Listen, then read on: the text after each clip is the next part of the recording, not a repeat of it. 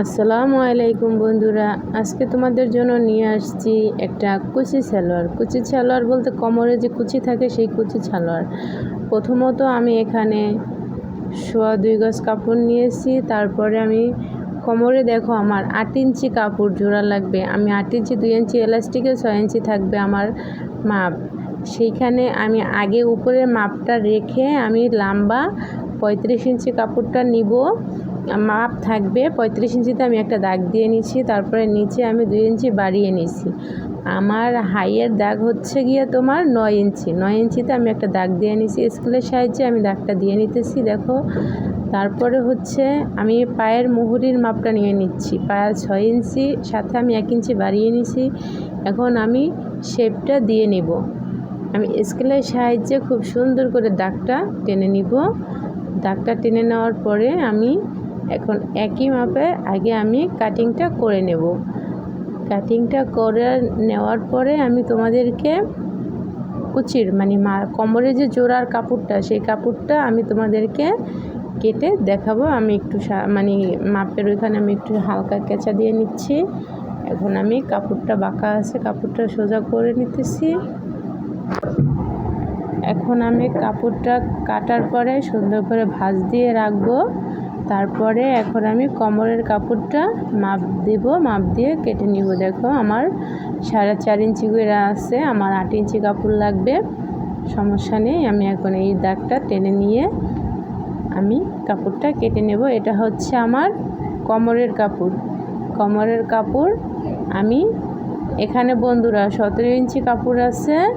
আমি এখানে আরও 4.5 ইঞ্চি কাপড় জোড়া দিয়ে তারপরে কাপড়টা আমি এখানে কোমরে লাগাবো। এখন আমি পট্টির কাপড়টা কেটে নিতেছি। পট্টির কাপড়টা আমার এই যে কাটা শেষ।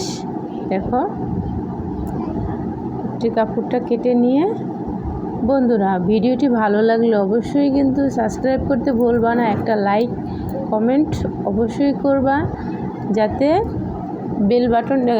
সাথে বেল বাটনটি বাজিয়ে রাখবা, যাতে আমি ভিডিওটা ছাড়ার সাথে সাথে নোটিফিকেশন তোমাদের কাছে চলে যায়। দ্বিতীয়ত আমি এই যে কাপড়টা কাটা শেষ, আমি এখন রেখে দিলাম। তারপরে হচ্ছে আমি মেশিনে চলে যাব সেলাইতে। এখানে আমি সেলাইয়ের কাজে বসলাম বন্ধুরা। প্রথমে আমি কোমরের কাপড়টা জোড়াটা দিয়ে নিতেছি। জোড়াটা দেওয়ার পরে আমি ডাবল করে সিঁড়ি দিয়ে নিতেছি বন্ধুরা। সবাই ডাবল সিঁড়ি দিবা। ডাবল সিঁড়ি দিলে সহজে সিঁড়িটা ফাটবে না, সিঁড়িটা ছুটবেও না, বরঞ্চ তোমার সিঁড়িটা মজবুত থাকবে। এখন আমি ডাবল করে সিঁড়ি দিয়ে নিতেছি। তারপরে হচ্ছে আমি এখন দেখো আমি এখানে পট্টিটা আছে, পট্টিটা প্রথমে জয়েন করে নেব। বন্ধুরা, সম্পূর্ণ ভিডিওটা দেখার জন্য সাথেই থাকো, স্কিপ না করে ভিডিওটা সবাই সম্পূর্ণ ভিডিওটা দেখো। যারা নতুন আছো অবশ্যই আমার এই ভিডিওটা দেখলে তোমরা সবাই, আমি মনে করি সবাই তোমরা মনোযোগ সহকারে দেখলে ভিডিওটা অবশ্যই তোমরা পারবা। যারা নতুন আসছো ভিডিওটা না টেনে সম্পূর্ণ ভিডিওটা দেখতে থাকো। এখন এই যে আমার দুটোটা পট্টি কিন্তু লাগানো শেষ। তারপরে হচ্ছে আমি এক পার্ট আর এক পার্টের সাথে জয়েন করব। এই যে আমি এখন এখানে হাইয়ের পার্ট, এটা কিন্তু হাইয়ের পার্টটা আমি পট্টি সহকারে জয়েন করে নিচ্ছি। এই যে আমি ডাবল সিঁড়ি দিয়ে নিতেছি বন্ধুরা। ডাবল সিঁড়ি কিন্তু অবশ্যই দিবা, ডাবল সিঁড়ি না দিলে কিন্তু সেলাই ফেটে যাবে। বরং আমরা সবাই ডাবল সিঁড়ি দিয়ে নেব। আমি কিন্তু তোমরা দেখতেছো আমি কিন্তু প্রত্যেকটা সিঁড়ি ডাবল করে দিতেছি। তারপরে হচ্ছে এখন আমি কি করব দেখো, এখন হচ্ছে বক্রম, নিচে আমি 1 ইঞ্চি পাটিশ দেব। পাটিশ তো বুঝো সব। এখন আমি পাটিশের সিলিটা দিয়ে নিতেছি বন্ধুরা। দেখো আমার একটু অ্যালাউন্স বেশি আছে, কাপড় কম থাকলেও সমস্যা নেই, 1/2 ইঞ্চি কাপড় দিয়েও তোমরা ভেঙে নিতে পারবে। এখন আমি এটা উল্টিয়ে দেখো বন্ধুরা আমি সিলিটা দিয়ে নিতেছি। পাটিশের সিলিটা হবে তোমার 1 ফিট অনুযায়ী, তোমার ওই যে সিঙ্গেল যে ফিটটা আছে নিডেলের সাইডে, ওটার 1 ফিট অনুযায়ী তুমি সিলিটা দিয়ে নেবা। আমি এই যে সিলিটা দিয়ে নিতেছি বন্ধুরা। আমি কিন্তু একইভাবে দুটোটা পা করে নেব। দেখো আমার কিন্তু পাটিশের সিলিটা দেওয়া শেষ। এই যে আমি তোমাদেরকে দেখাচ্ছি যে আমি দুটোটাই করে নিতেছি। বরং তোমরা একইভাবে করবা। এখন আমি দেখো পায়ের যে মুহুরিটা, এটাকে আমি এখন আটকে নেব। আমি এই যে 6 ইঞ্চিতে দাগ দিয়ে নিয়ে এখন আমি টানা সিলিটা দিয়ে যাব। দেখো বন্ধুরা, তোমাদের দেখানোর জন্য আমি সম্পূর্ণ ভিডিওটা কিন্তু একটু একটু করে তোমাদের সামনে নিয়ে আসলাম। ভিডিওটা দেখে যদি তোমাদের ভালো লাগে অবশ্যই কিন্তু চ্যানেলটা সাবস্ক্রাইব করবা, একটা লাইক, একটা কমেন্ট, একটা শেয়ার অবশ্যই করবা। বন্ধুরা ভিডিওটা দেখতে থাকো, এরকমের ভিডিও আমার চ্যানেলে আরও পাবা। নেক্সট আমি রেগুলারই ভিডিও ছাড়বো, সময়ের কারণে ভিডিও ছাড়তে পারি না বন্ধুরা। এখন থেকে রেগুলারই একটা করে ভিডিও ছাড়ার চিন্তা ভাবনা করছি। তো ভালো লাগলে অবশ্যই ভিডিওটা সম্পূর্ণ দেখবা।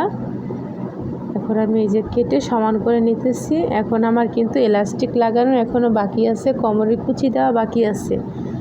সাথেই থাকো বন্ধুরা, আমি এখনও দেখাবো কিভাবে এলাস্টিক লাগাইতে হবে, কিভাবে কোমরের কুচি দিতে হবে। এখন আমি কুচির কাপড়টা এই যে নিয়ে এখন আমি কুচিটা দিয়ে নেব। একটু আমি এখন ছোট ছোট করে, এখন তো কাপড়ের বহর কম, কুচি কম হয়, বেশি কুচি হয় না। এখন আমি কুচিটা মানে ফাঁকা ফাঁকা করে দিয়ে দেব। আমি একটা মার্ক করে নিছি, ওই মার্ক অনুযায়ী আমি কুচিটা দিব। সো আমি এখন কুচিটা দিয়ে নিতেছি, দেখতে থাকো।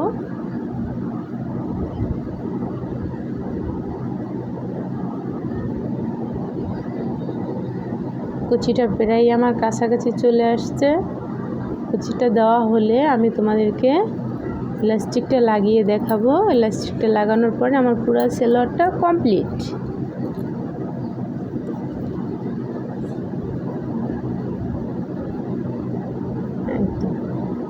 আমার প্রায় শেষ কুচিটা দিতে।